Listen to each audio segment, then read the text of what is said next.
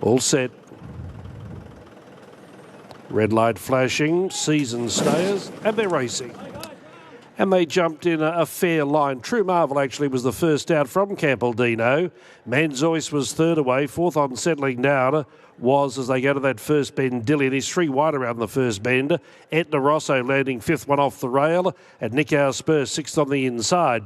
Followed then by Mr. Waterville. Strathtay three wide in the first call, outside of Star Vega, and So Dazzling inside that pair. And last year's Cup winner, Allegron, he just fell out of the gates and settles down in last position. No speed on at all as they run down the side of the track. They've got around 2,600 metres left to go.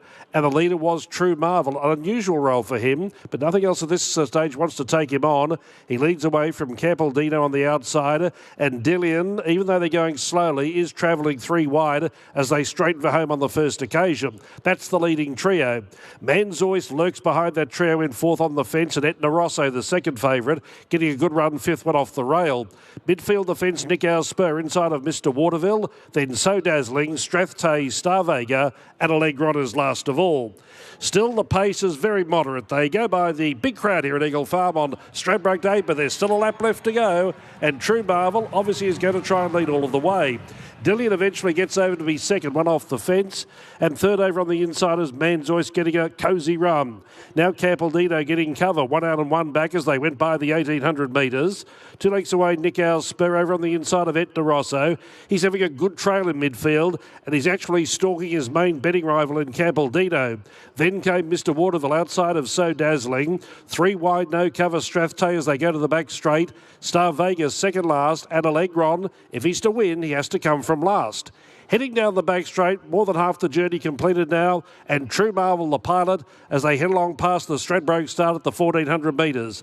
Dillian travels second, 3/4 of a length away. Manzois in third has had a perfect run right from the get-go, and you could say that for CAMPALDINO as well. He's in fourth. 2 lengths to Etna Rosso, a length away Nick Spur, no change to the order. Strathtay is three wide, and then came Mr. Waterville, followed by So Dazzling, Star Vega, and now Allegron begins a move. They're back to where they started from. They head to the far bend with just over 1,000 left to go in the Brisbane Cup. And the leader was True Marvel. He's been there every step of the way. Wheeling and dealing. Leads from Dillian. Leads him by a length. Manzois in third. No excuse for him. He's been given a great run by Williams. CAMPALDINO ready to strike if good enough in fourth. 2 to Etna Rosso. The jock just biding his time.